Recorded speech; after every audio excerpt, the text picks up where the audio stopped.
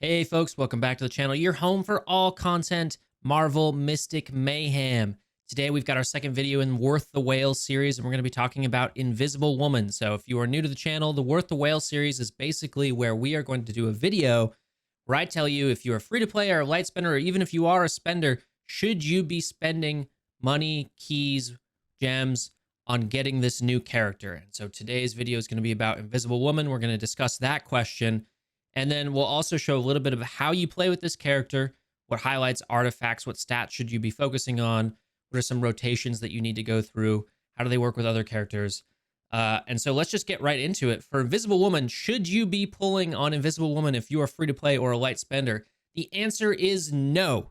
It has nothing to do with the post-release nerf, which I'm not going to get into in this video, but her banner is going to be around an extra week. So it's going to be 3 weeks rather than 2 weeks. And so that means that there's going to be 2 weeks where it overlaps with Mr. Fantastic and at the time period when everybody will also have the thing. And so my recommendation to you is, because there's that overlap, hold on to your keys now and save them for when we finally figure out what is the best Fantastic Four sort of team. And if you can only pull on one, either Mr. Fantastic or Invisible Woman, which one should you be pulling on? So we can currently get a little bit of a hint about that because you can look at Reed's kit in game. So let me show you how to do that real quick. And then we'll go over Invisible Woman's kit. But first you go to her details here, and then you go to the recommended, click this, and you click this little magnifying glass icon. If this doesn't show up for you, you may have to force close your game and then restart it. I found that it goes away after I do this one time, and so I have to restart the game. You click that, and then you click the back arrow up here, and now you can kind of see all of his stats. We can go through his talents and his Soul Saga and all that sort of stuff. So let's do that. Okay, so basically after he uses a skill or ultimate move, he takes less damage for some amount of time. By the way, I do want to give a disclaimer here. I don't think they have intended for us to be able to see his kit yet, which to me means that it may not be finalized. So this may change as we go into his summon banner next week. So just keep that in mind, that this is maybe not final, especially now that they've changed Invisible Woman. They may mess around with some of these particular values here. These are also all maxed out, but I want to give you a general sense of what his skills are, especially his ultimate, because I think it is valuable context for talking about Invisible Woman. That's just his basic attack. Here is his ultimate. It grants allies, this is max level, 100 ultimate energy and Fantastic Formula, which is a buff that basically increases the ultimate move damage of your teammates by a huge amount, 115%. He's got this dash move here that does a lot of physical damage. And I'm hoping it's a little bit of an AoE as well. And then he's got this, basically this kind of cool move where he can sort of pull enemies towards him. And then if they collide with other things on the way, other enemies on the way, they also get stunned and do additional damage. And his talents are basically put him with Fantastic Four, an additional stun. So he has the possibility to have 2 stuns, and then increasing damage taken by a target after he does his 2 mana skill here. Okay, so that just, the thing I want you to keep in mind here is that he has a buff that increases ultimate move damage, and that his ultimate also gives 100 ultimate energy, and his energy cost for his ultimate is 400. So with that in mind, let's quickly go over Sue's kit. Okay. Basically, the way she adds some survivability to your team is that she gives them a shield at the start of battle. This can be modified later on with her Soul Saga, but it's based off of her attack, which is important, so keep that in mind. That's just her basic attack. Her 2 mana debuff here, it gives a blind. The thing to remember about blind is that it only blinds on basic attacks. So if you blind an enemy and they use a skill, it'll still hit you. Her 3 mana debuff here is going to apply a debuff. This is the important thing, I think, which increases ultimate move damage taken by 45 to 46%. So she applies a debuff where the enemy takes more ultimate damage. Mr. Fantastic, with his ultimate, applies a buff where everybody is going to be doing more ultimate damage. You don't have to worry about targeting specific enemies in that sense. Okay. Her ultimate, Full Transparency. So all allies become invisible for 5 seconds. It used to be 200. Now it's 300. There was especially issues in Bifrost Brawl where people could basically have unlimited invisibility. So you would just sit there in Bifrost Brawl and the enemy Invisible Woman would just keep spanning invisibility and just your team would die. So that was not great. Okay. It also gives a pretty serious attack up buff, close to 70% at max level. This is like on par with Doctor Strange's. And then her talents, of course, should they want you to put her with other Fantastic Four. I think this is really important, making sure you extend that debuff here. This is, I think, the better talent that she has. And then allies with shield deal 10% more damage. Sure, that's fine. Without getting Soul Saga, though, she only applies shield once. And so unless maybe the Thing can apply shield, I'm not sure. I'm sure I can look at his kit and see that. I'm not sure how useful it is until you have some dupes and you can do a Soul Saga here. Okay, so that's basically her layout. So you can kind of see where what I'm hinting at here by showing you Mr. Fantastic's kit, which is that the thing I think she's strong at, which is being able to give your characters the ability to do more ultimate damage. Mr. Fantastic, to me, appears to have a much better version of that. And the reason I'm saying that is because one, the stat value is higher, but two, it's a buff and it applies to your whole team with Mr. Fantastic, right? So you don't have to worry about positioning enemies to make sure that they're within the radius of this 3-mana debuff. But also, if it is a debuff and you're going up against somebody who can clear debuffs, like say Juggernaut, then this becomes less effective. You can sort of imagine, though, that the idea here, maybe like a combo you could do, is basically you use her ultimate, then you throw her debuff down on somebody, and then you use somebody else's ultimate, say Human Torch, Thing, Mr. Fantastic, whatever. Somebody who has a high damaging ultimate. I'll show you an example of that in a second here. In Nightfall, and that's going to do a lot of damage. So that, I think, is her strength. I'm just a little bit wary because I think Mr. Fantastic is maybe a little bit better at it. I will say one of her other strengths is currently in Bifrost Brawl when you are doing this AI-controlled PvP, because really when your team goes invisible, the other team just doesn't really know how to respond and know what to do, and so it sort of gives you an edge. Your characters do need to stay kind of grouped together for it to be effective, in my opinion. So I think that goes away if we ever get any sort of PvP mode that is like person controlled, because the invisibility is nice, but just means they can't be targeted, right?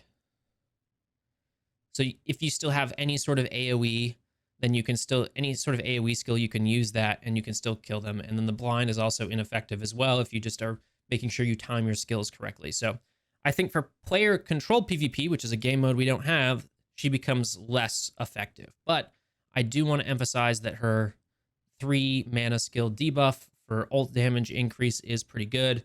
I'll show that to you right now. Okay, so let me show you where I do think she does have some strength, and I'll do that in Nightfall on Eye of Nightmare here. There's a little bit of nuance, so I kind of want to just go over and explain my plan and explain some of the nuance to why I think she's just okay, but I do want to kind of show you her strengths here. All right, let's see. Was this Nightmare mode? Yep, okay. So I'm going to use Captain America, Invisible Woman, and Iron Man here. And on Invisible Woman, I have the unique artifact Cosmic Cube. I don't think this is completely necessary, but it definitely helps run with this particular strategy. And the Cosmic Cube there basically gives ultimate energy whenever, 40 ultimate energy whenever she uses a skill.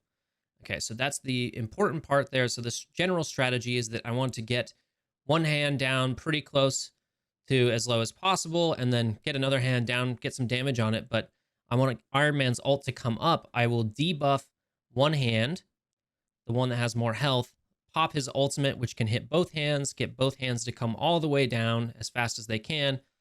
With that, I will have also need to have timed her ultimate to give about 70% attack increase. It's like 65 or something like that, 67. With my Invisible Woman, maybe a magic circle from Captain America. And I want to make sure that Iron Man has 4 stacks of Arc Pulse. And that way, when I use his either 3 or 4 mana skill, it's going to do that extra damage plus all the buffs. And the idea is then that you can sort of get close to one-shotting, or you can one-shot the body of the Eye of Nightmare here. So we're going to try this on 2 times speed, and see how that goes. And I'll try and narrate you through it. Some of the caveats that I want to mention here is that Invisible Woman doesn't really give you more survivability, at least on Eye of Nightmare. So her 2 mana debuff, the blind, when you apply it to the hands here, they're still going to come down and slap you, and they don't miss. So whatever they're doing is not considered a basic attack. If you put everybody invisible, the hands still come down and slap you because I guess they're not targeting you either. So she doesn't really add any survivability in what I consider to be pretty much the only end game content that we have at the moment. So let me just try and fumble my way through this really quickly and just kind of give you an example. Okay, I get Captain America buff early just to get more mana. Let's do this. We'll have everybody just attack this one. We'll get a hand up. So I'm going to save that. I can use this again because her ultimate does still come up pretty quick, actually. And I kind of want to do this. So that seems pretty good. So now I'll put a little bit of damage into this one here. Okay. I want to debuff here. So let me just get this going to get some more mana. And then I'm going to attack. So you can notice that I'm holding on to this because I want to make sure that I've got the right things going here. So I've got the debuff from her that gives more ult damage on this left hand. I want to target both with Iron Man ult here, and hopefully this takes out the left hand as well. And then immediately right after that, what I need to do is I don't think I'm going to have enough mana to quite do it. So we might have to... So I think what I need to try and do is do the Captain America Magic Circle just to get the additional buff, and then use the Iron Man 4 mana attack.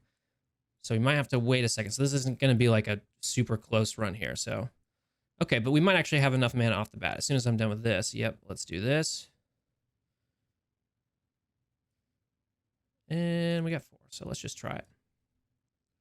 Okay, so it does a decent amount of damage because I line things up. That's okay. That's not the best score I've gotten. I was playing on 2x speed and recording it, so with a face cam, that makes things a little bit more tough. So I think that's kind of one of her strengths, is the ability to have that debuff. I don't think it's optimal though. She's okay. She's a fine character. So let's give up here. But I do want to, if you did pull for her, or if you just like Invisible Woman or whatnot, I do want to go over how to sort of play her and what I think the best stats and highlights and artifacts and all that sort of stuff is. So let's just go right into that. So let's first talk about highlights. If you have the opportunity to get her hero-specific highlight, I really recommend it. It is basically, it gives you energy generation 30%, stats like extra attack and damage taken and given when allies have shields, or when, I hope this applies to her as well. And then importantly, when it's equipped on her, all allies' ultimate moves increase by 40%, the crit damage there. So this is basically the same level of energy generation as this gold highlight, Ancient Frontier, 30%. And then I think it's a little bit better when it's when the hero-specific Invisible Woman one is, because it's a bunch more crit damage plus the 10% more damage when you have a shield, less damage taken. I think it's just kind of edges it out. So if you end up pulling to 80 and you already have her, I would recommend getting the highlight. If you get her and you don't have her hero-specific highlight, I would recommend Ancient Frontier as kind of the next best thing for her. Honestly, the Fantastic Four highlight also might be a good second sort of bet here. I think energy generation is really going to be key for her. You want to be making sure she gets her ultimate up as much as possible, especially now that it's a 300 cost. So I think those are two highlights that are probably worth putting on her. This one's fine too. No strings on me it's okay.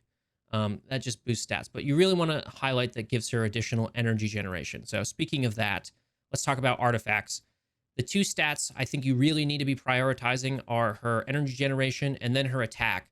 And the reason I say her attack is because if you recall, her passive gives everybody a shield that's based on her attack. So the higher her attack, obviously the higher her shield is. And one of her first Soul Sagas is basically getting another shield to trigger whenever you use her ult. So I think that's an important stat to sort of build up here. Not She can kind of hit decently hard, to be honest with you. 1300 is okay. So if you the kind of given one that you need to be running is Gamma Mutagen, right? For increasing the wearer's energy generation by 20%. If you don't have Cosmic Cube, or you don't want to run Cosmic Cube on her and prefer it on somebody else, I think some other good options are something like Extremis, which increases attack, or just the Unstable Molecules, which also increases attack. And I say this because she should be okay and be above 50% most of the time. And if not, then maybe it's okay that her defense goes up. Basically, you want to use whatever artifacts gives her the most energy generation and attack. I'm going to keep harping on that. So, and then going back to Soul Saga here, I would recommend, if you do get copies of her, I know this is maybe for like 3 people, go on the right-hand side here. I chose this one because she gets extra shield, right? And then the next node here is additional energy generation. So I would go up this right side on Mind. All right, so let's talk about, does she work with the Human Torch? I'm going to do a separate video on whether I think it's worth leveling the Human Torch. But my quick answer to that is she seems fine with the Human Torch. They obviously want you to put all Fantastic Four together. I don't know if Human Torch is going to be the odd one out in that equation, because you can only use 3 of the Fantastic Four currently in game, right? In the different various modes.